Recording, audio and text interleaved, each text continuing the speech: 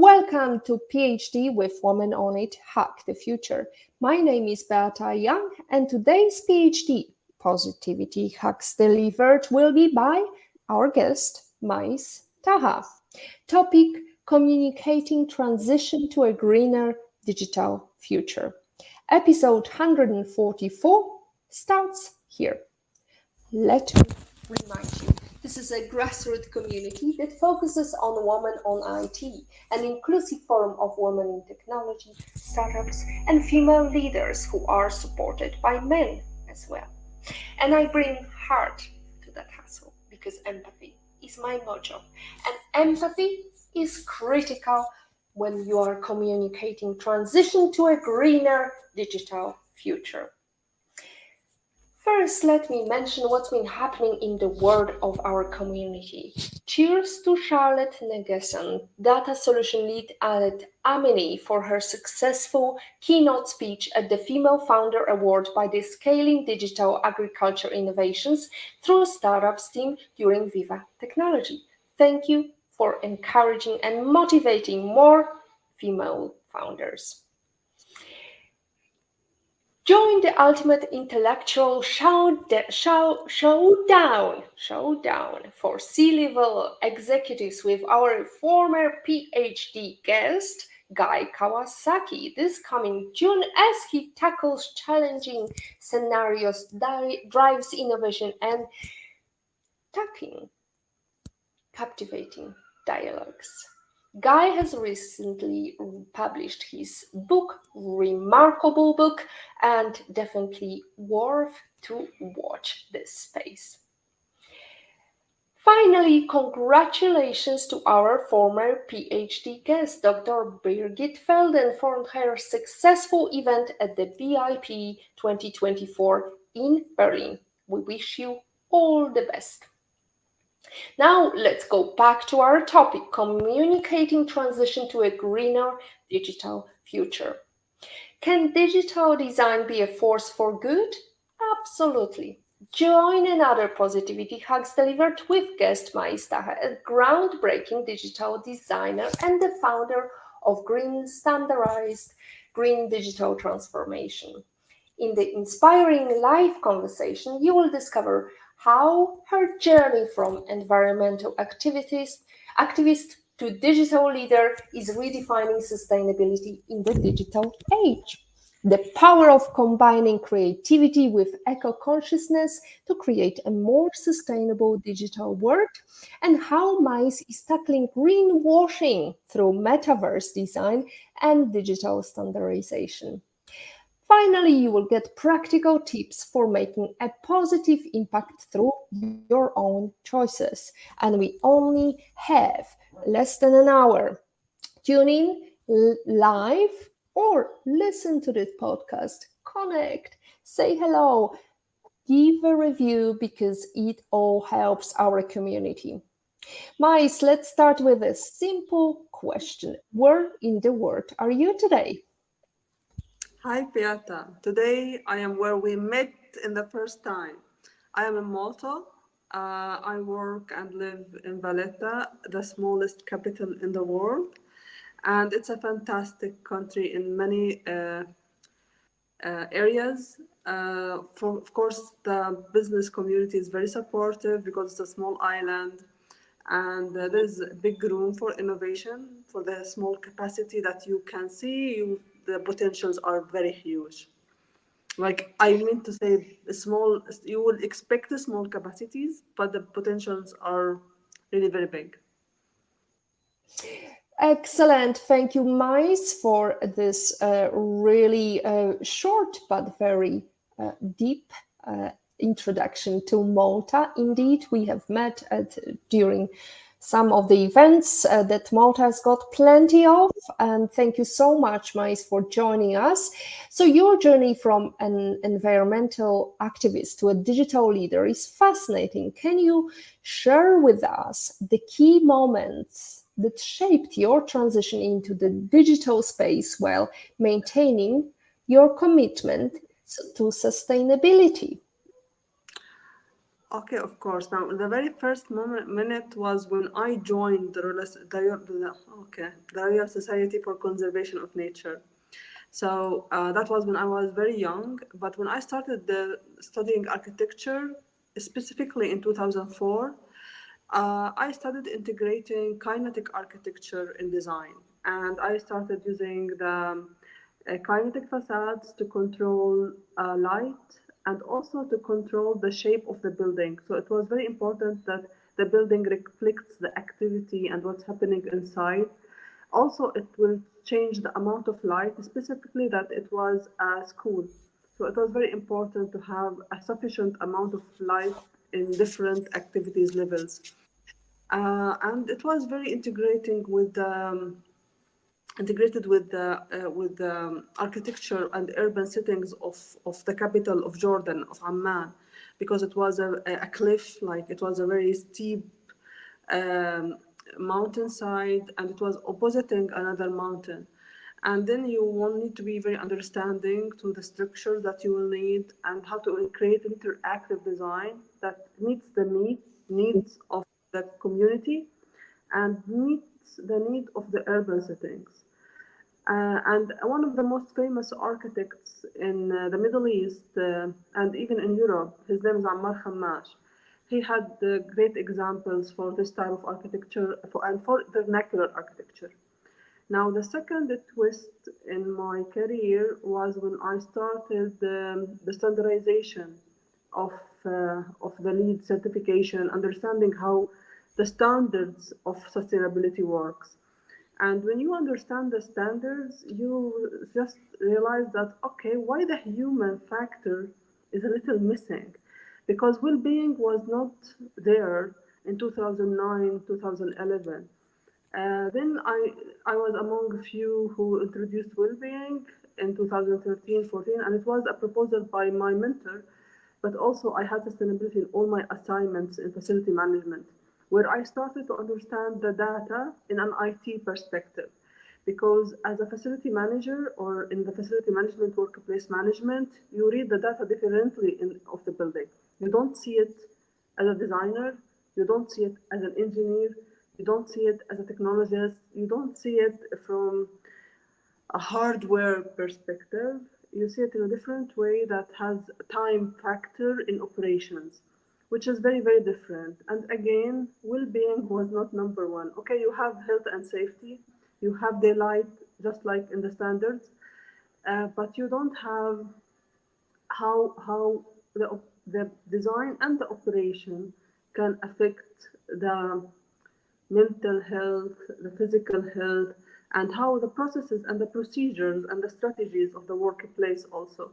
And then when I started working in the building information management modeling industry, which was a period between 2016 until 2021, that was also another pivot point.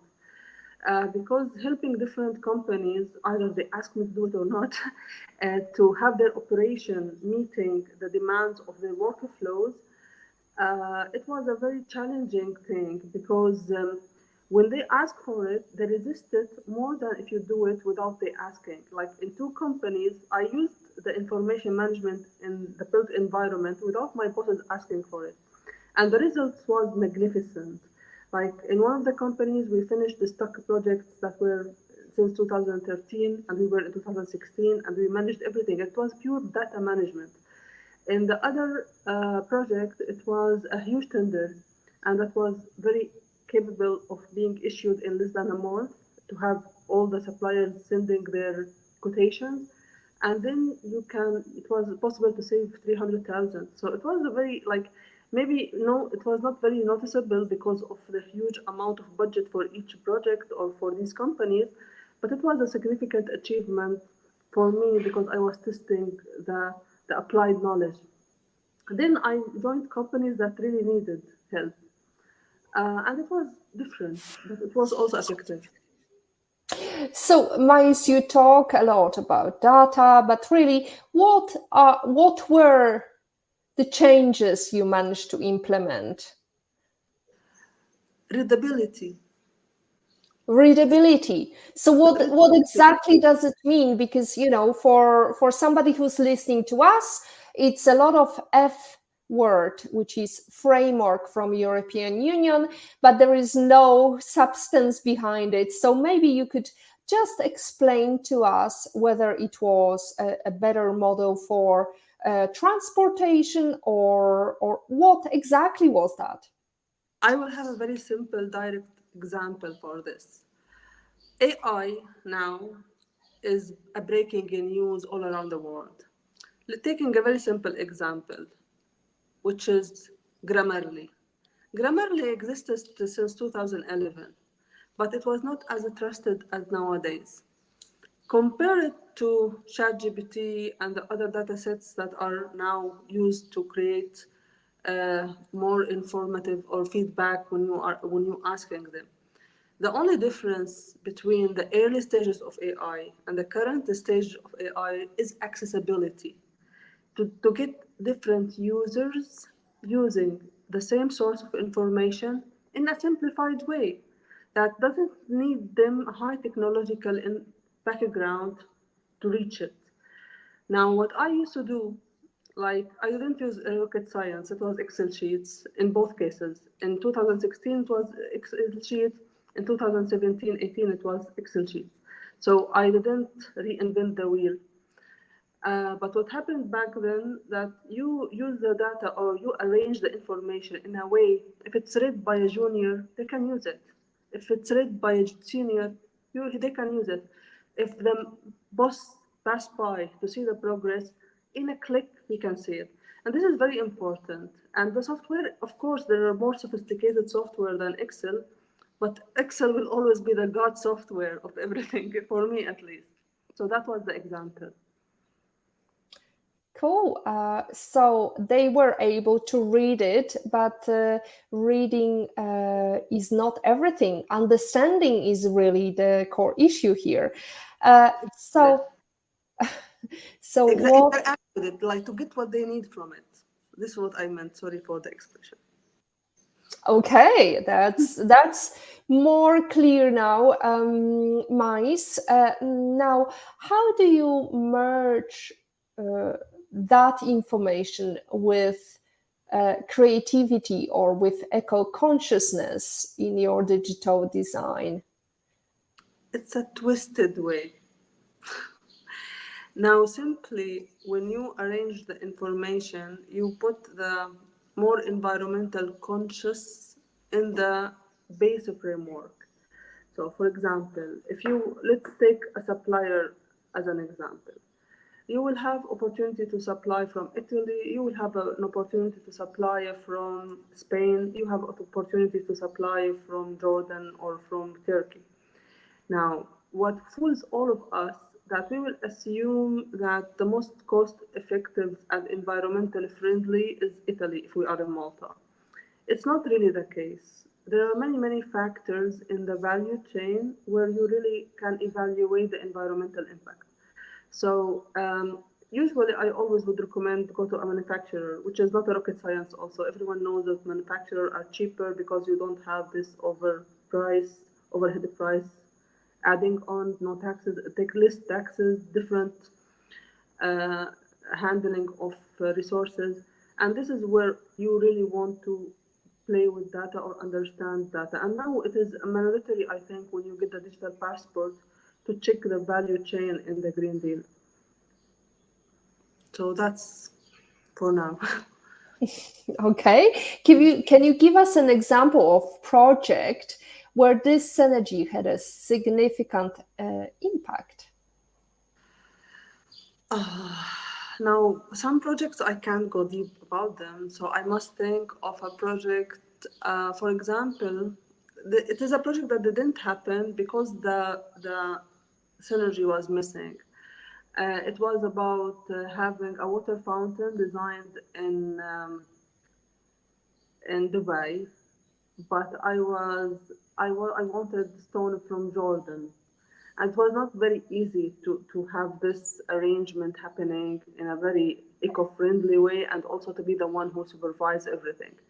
So, for example, in that very specific situation, if I had similar or material in Emirates back then, or new better suppliers, the entire project could realize. But then at that specific time, there was no Jordanian stone in uh, in Dubai, and this made the entire process more complicated than what we expected.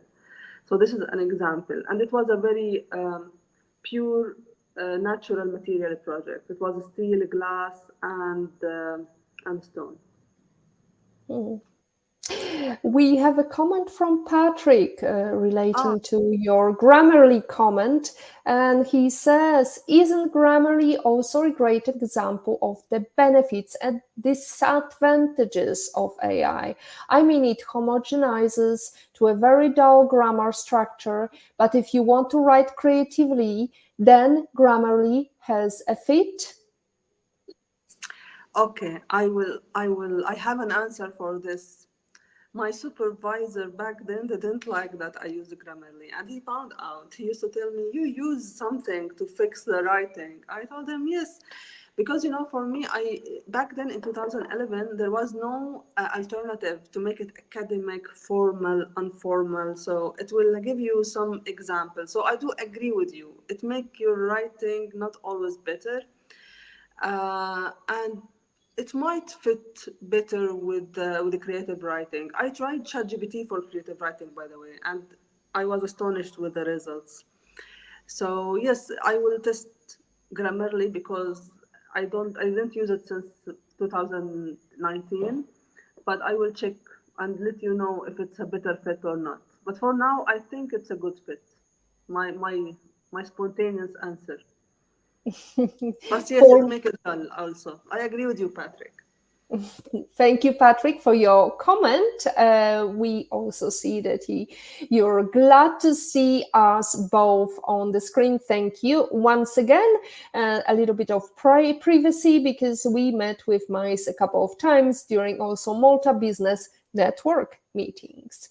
So, Mais, going back to the greenwashing, which is a major issue in the sustainability world. How are you addressing this challenge through your work in metaverse design and digital standardization? Standards, ISO standards.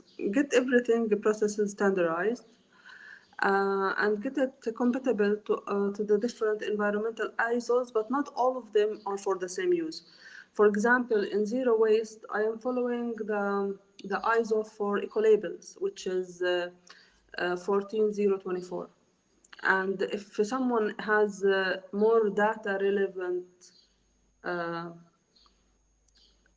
eco brand or eco workflow, they must have it for the the relatively relevant ISO. So it's not the same ISO for every process or every product. Now, globally, there's around 480 something eco labels. So if you are in agriculture, there is the eco label that you can go for. If you are in manufacturing, there is also the B Lab, I think. So There is and plenty, as we know, and credit label, there is plenty. definitely lots of companies are jumping on the bandwagon of greenwashing. So the concept of greener digital future may be alien to many. What are some of the most common misconceptions people have about digital sustainability? That they think if it's digital, it's sustainable. Uh, it can be, but the clouds are not literally clouds, They are servers, they consume energy. There is equations for the carbon footprints for the cloud, so it's not really as dreamily cloudy as we wish. No, it is even the digital footprint. There is a footprint that you can calculate it for your services. And for example, in one of the two platforms that I'm using, specifically Shukran, there is no data save. I don't take the user's data. I don't save in the cloud. Like it is for a very high price to go for a data backup. So I prefer to use no data. So like if you don't save the data, you have less clouds, you have less space, then it is more eco. And I like that there are some projects that can apply to this, and especially if you go online. For example, it's a very silly example, but the PMI calculator, it doesn't save your data. You don't go back to find your data there. Right, that's one of the many misconceptions about digital sustainability. We're going to tackle more. Ladies and gentlemen, ask your question, make a comment, say hello. That always helps our community. As someone leading the change in green digital transformation, what practical tips can you offer individuals and businesses looking to make a positive impact through their digital choices? I will make only one and repeat it 3 times. The process, the process, the process. If they get the process right, technology falls into processes. But if you always dream about technologies, will come in a race that has a start and has no end. Like technology, you sleep, you wake up with something new happening. If the technology changes, or if a supplier disappears, or if Meta is not there anymore, let's say, all the people who are building their businesses on the metaverse power, what will happen to it? Not the metaverse itself, but let's say on the virtual reality and the power of digital equipment and the online tools, etc., etc. Now, the business must have a real value that is not only delivered through utilizing software. So you must have a process in the business. And if you have the process right, that has an input and output. Now, if you are a digital business, this will be an automatic thing. But even if you are a business that is still a traditional business, now this is what ISO differentiates businesses, even if they were like in my region, a falafel store, but it has an ISO certificate. Because they do the business in a very systematic way. Now, when he introduced the digital falafel modeler, and it's a real story. It's automatic, so it is faster, it's more productive, and it is of course optimize the process. But it's the same process of how he produced the piece of falafel in a certain size, and he has X capacity of production, and he has Y customers per day. So he knows when this machine will work more, he knows when this machine will work less. He can have a preventive maintenance if he decided to have it planned in a different digital twins tools. So like we are not only talking about like the metaverse of creating uh, like let's say tourism products, or creating advertisements, or creating educational programs, because now you can use it in education, especially for body parts, for example. But even if you are a manufacturing company, you can have it in different ways using digital twins. So this is what I would emphasize. It's the process of your workflow. The process is the base. If you have a process that can adapt to different technologies, you will survive in any era. But if you have very traditional process that you can't even remember, that's the difference. Mm.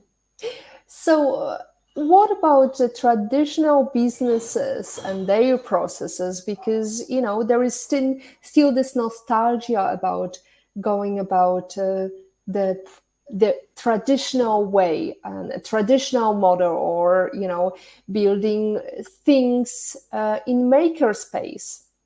Do they You have took a chance to survive? you took me back to 2003. And our landscape project, I created something that was the concept was systematic mess or systematic chaos. Now, there is no business with no process. there is always a pattern that is repeated over and over and over. That if you look inside it, a person in his daily routine is doing the same things, in his annual routine, achieving plus minus the same things. So the difference between a business that will survive and the business that will not survive is how far you are from adapting new technologies if you needed to do it and if it was the only option to do it.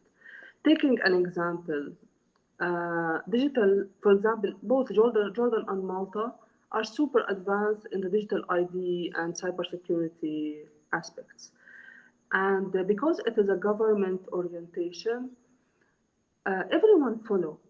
Even the most traditional people, they have now digital ID. They have ID login. You know, it doesn't. We are talking about two different countries, in two different, one in Asia, one in Europe, or in Africa geographically. It doesn't matter, but we are talking about different countries. So if the government force it, everyone is learning. Now, why people are scared? Because they are responsible for it. So what holds CEOs, in my opinion, from taking this step is because they are the accountable for it, and and the idea that I will change without anyone asking me to change scares them. Now, to be fair, to be very fair, I was always in the digital side. So in 2002, it was my first job. It was CAD, teacher TRA, teachers and research assistants.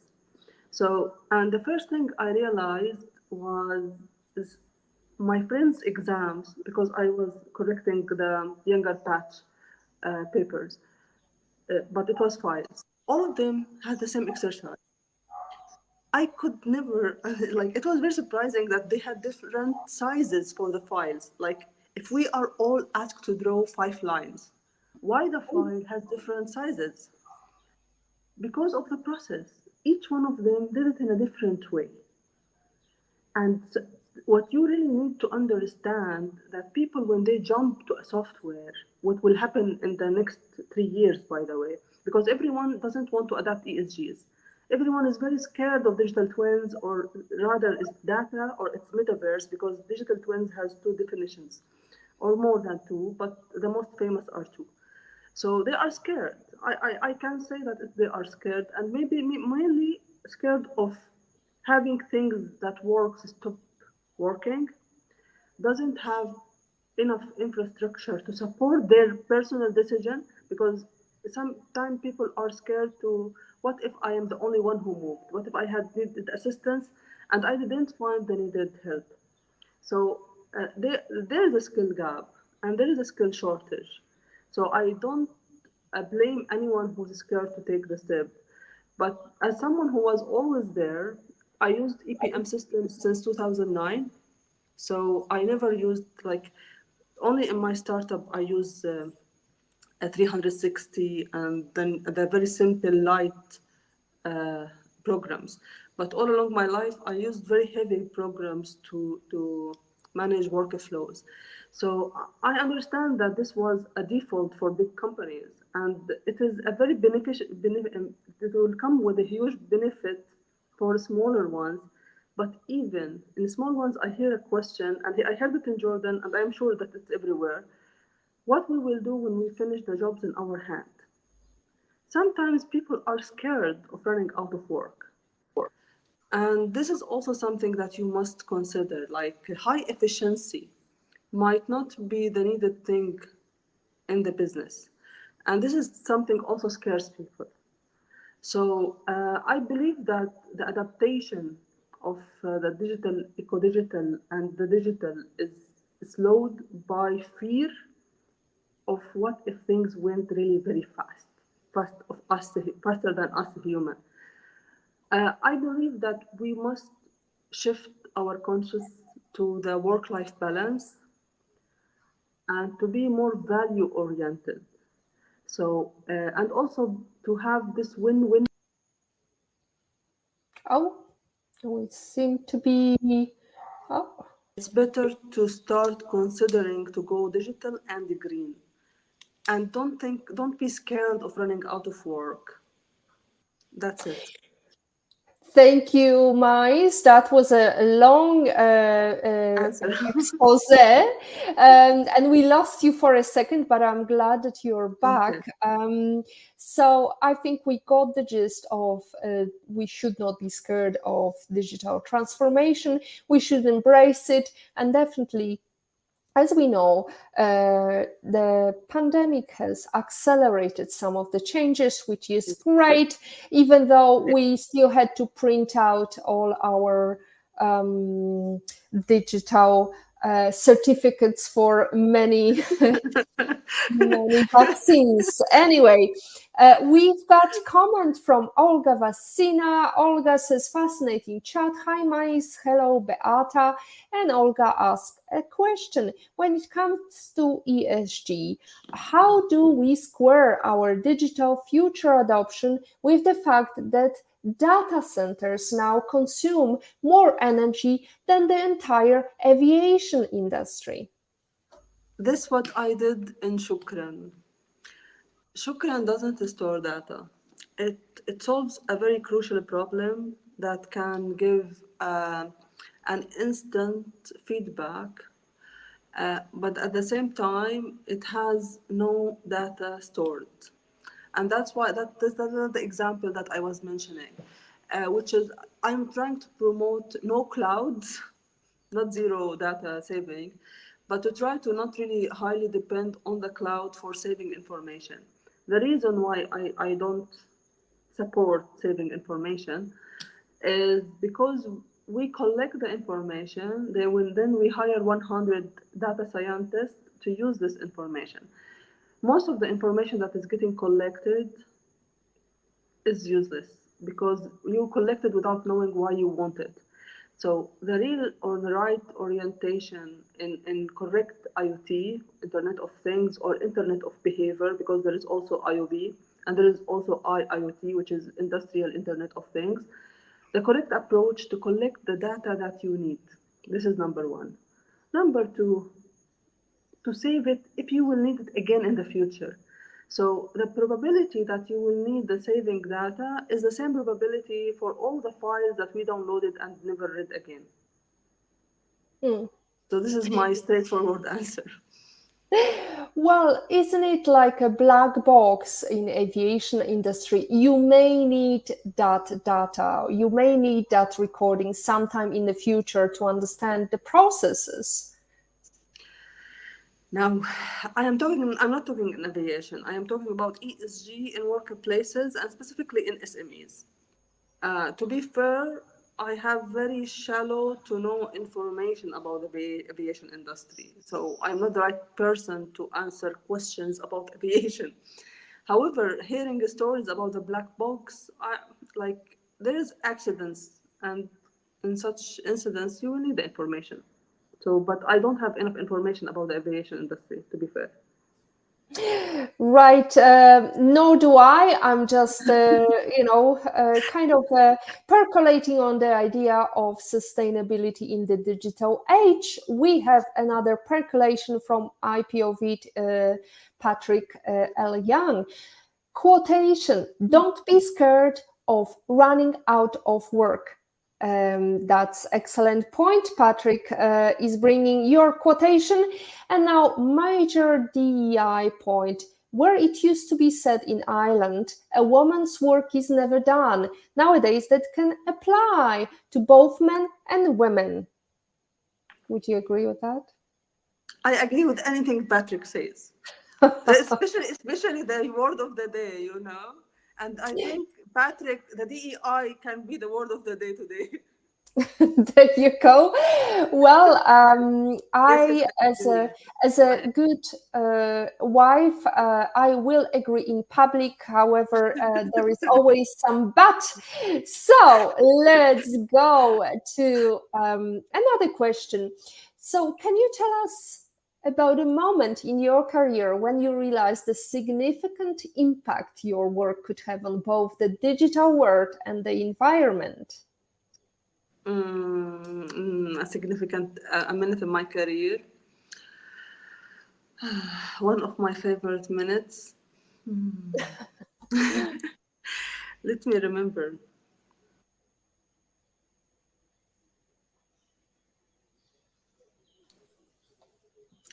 It That's a was, long it was, pause. it was, it was in 2016. Uh, my team was struggling in modeling a project.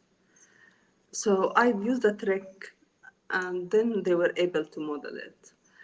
And I believe that, that project was very important for the company in general. It was not an environmental project, unfortunately. But however, when you use technology in construction specifically, you are already cutting waste in a huge amount. So the twist of using technology for saving materials was there. But this minute was the happiness of the team because they did it, and it works, it works. It was a very nice minute. It was a very nice minute. Well, here's to many more successes. We've got another great successful quotation garnered by our community. Olga Vasina says, most of the data we collect is useless. A fascinating point, Mais, and probably a massive trigger for a million data scientists. LOL, good point, Mais. Indeed, we collect a lot of data. We only use how many percent of it? Depends. For my opinion, you use a percent that you can look at in 5 minutes or 10 or 3 hours maximum.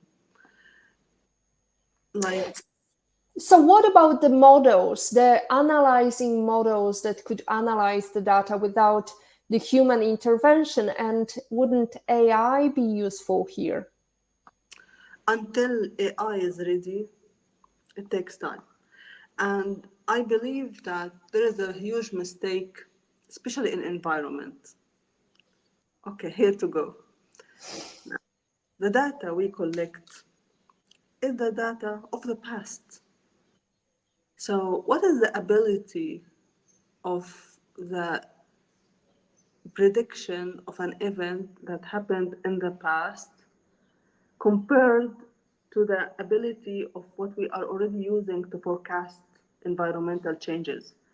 Like, I always wondered if we really, really, really are heading in the right direction when we collect past patterns in a climate that is changing in a shifting pattern. Personally, I believe that the prediction probability is low. However, good luck for everyone who knows how to do it. Well, Mais, I know that you're using quite often religion as the basis of your thesis. So, what about the seven fat years and seven lean years? Wouldn't there be some structure, Is some there? pattern there?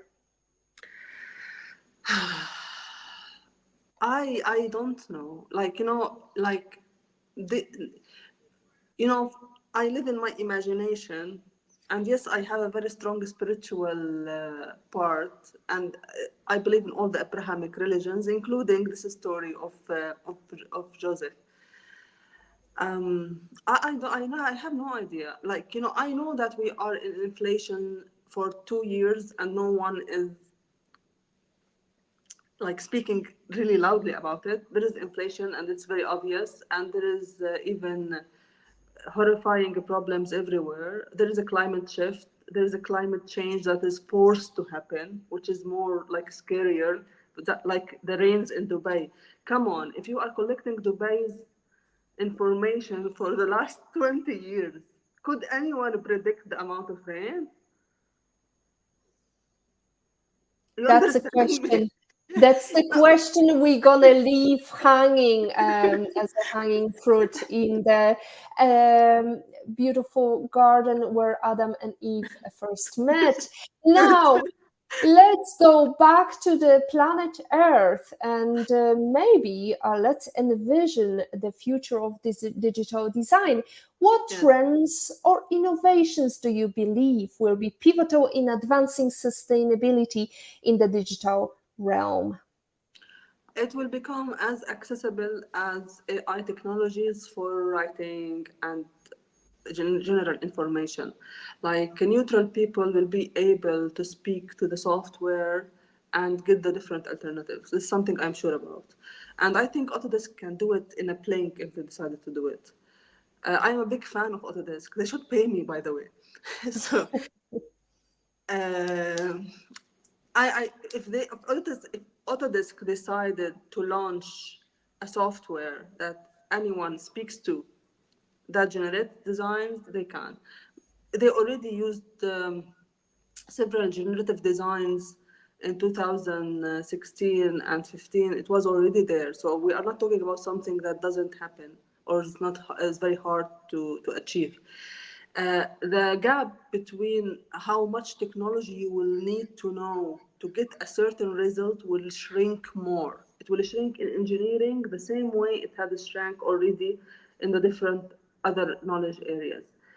The problem will always be that technology people has no practical experience, but in the coming 10 years, the amount of people who have the ability to learn technologies and have experience is very high.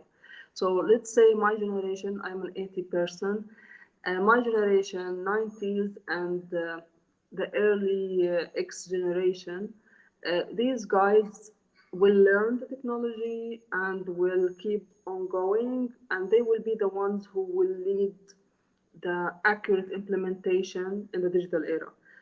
The younger ones, who will be like the last era of the ones who didn't have hands-on experience before touching technologies, they will have a good contribution, but it won't be the most positive contribution. And the younger ones or the new ones, they surprised me with their awareness level, and I must admit I have no right to speak about them until I see what they will do. So I will leave it there because I can predict for my generation and the next generation and the previous generation. But the alpha ones, I don't know. We never know the We secret never know. of the future. Absolutely. So, for young designers and activists looking to follow in your footsteps, what advice would you give them to combine their passion for the environment with a career in digital design? Be humble. Be humble. The more you know, the easier you will say, I don't know. So, and I will tell the younger ones, when an older person tell you, I don't know, especially if they have good background, they mean it. Like, I'm like, if someone with a great background standing in front of 15% telling them, I don't know this answer or that answer, there is two probabilities. Either the question is very stupid and that person is very polite to tell you it's a stupid question, or it is, and there's no stupid question, but sometimes some people ask very weird questions, or that they don't know because this maybe didn't happen in the background and they are confident enough to tell you that they don't know. And it happens that the new generation expected the others to know everything, which is, come on, if ChatGPT tells you check the information, I'm not sure. They must be more humble. This is what I would tell them. You will have exposure, you have speed. This doesn't make you competent. What make you competent is how you will set the logic in your head, your ability to solve the problems. Because at the very end, engineering, either IT, architecture, coordination of systems, managing systems for different enterprises, project management, whatever type of technologies you are using for workplace management, for design, for facility management, be humble because problem solving is the real meaning of word engineering, at least in Arabic. Like the word handasa means problem solving. So stay humble because you will always face things that you don't know. Be open to learn. So, speaking of problem solving, what is your strategy for problem solving, Mais? First, I make it bigger.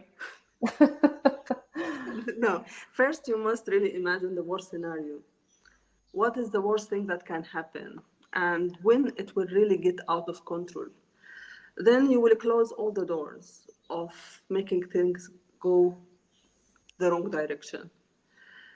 Then you will look at the areas where you should solve it, and you will choose the one that can cause least damages, if not maximum profit. And usually, I'm very attracted to the maximum profit. And when you are very winning or very positive of going to after a positive result, usually you achieve the positive results. Unfortunately, what happens that most people, or the majority, especially men, they are not as optimistic as women, and they always see the empty part, if not assuming that it will be fully empty very soon, which is not the case. If you were focused on building over your loss to make it a win, it becomes a win. Like this is something I tested, I tried, it works.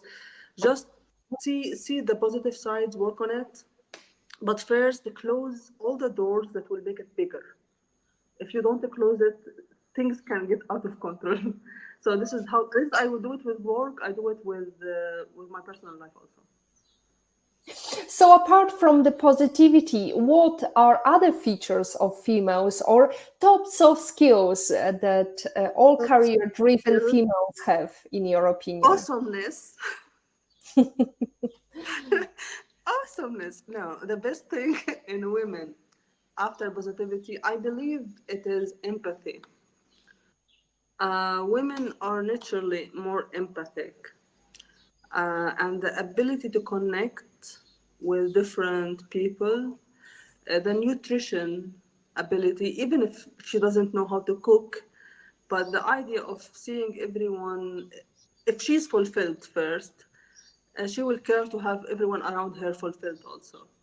So, and as you said in the background in the very beginning, to be fair, there is no great woman without a great family, great parents, great male figures in her life. And I mean men, not male, men in her life. It's not something that happens by accident. Right. And since we are talking about females, males, there is no better time than to mention Eleanor Roosevelt and her great quotation about women are like tea bags. We don't know our true strength until we are put in hot water.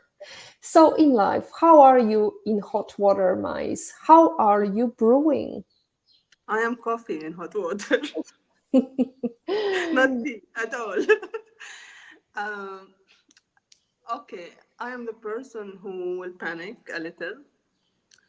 Then I will put myself together and survive it. But I must panic to be like like I would always, because as I say, when I see the problem, I must see the full size, the maximum size. And unfortunately, I'm a little bit too empathic, so it might be your problem, but I will feel the same amount of hurt and pain. So I think I always survive, and everyone knows me knows that I do so. Absolutely. You will panic, you will be late, as we know. But I will come. I will arrive. I will show up. That you will come, absolutely, even though the taxi clock is already charging. Thank you There for that, is but there I is no empathy in that front. Anyway, what is the number one book you can sit and think, oh, I wish I read it before I started my career? actually, okay, I will cheat in this one.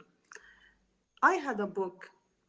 My brother, he's older than me, and he always I was at the third years in university, and he told me, "Mais, read that book. Mais, read that book. It's called The Seven Habits for Steve Covey." And I didn't buy the book. I found the book on a bench in the faculty of architecture. And I was very astonished. Like, so I took it home that day and I read it, the entire book. And it's one of the most fantastic books anyone can read. Because first it speaks about how you manage yourself, then you speak about how you can lead others, and the last one, how you can keep the opportunities open. It's fantastic, and if I would recommend anyone to read anything before their career and even before university, it would be that book. It is The Seven Habits for Most Successful People. The Seven Habits of Highly Effective People by Habits of people, yes. Stephen Covey. Um, Yes. as I invented a new title. there you go. As Creativity.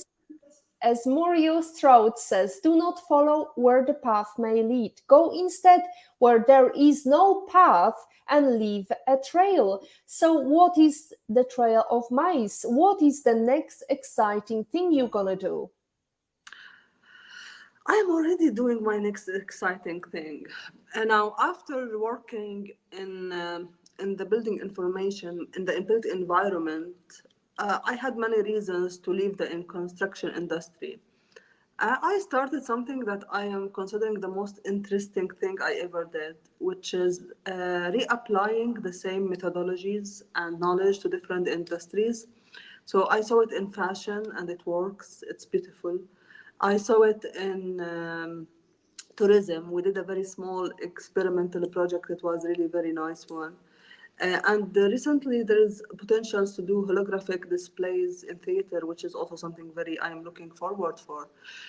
So it's very interesting to apply the knowledge of something you know to things that you don't know. I'm working on zero waste certification system, which is one of its kind, in my opinion. Not because I have a startup and every startup owner thinks that they are doing something that no one else do.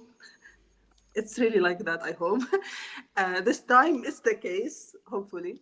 So it's a zero waste certification system that applies for material and can be used by non-designers.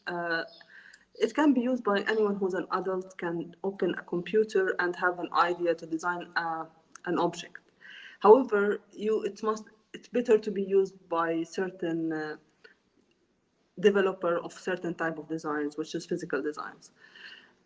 So these are the main two things, and of course the platform that we spoke about, Shukran, it's about well-being and Internet of Behavior, which is an area that I worked on through my master, and I had my first award in Europe. It was for this research. So yes, I am excited about what's coming. I like what I do.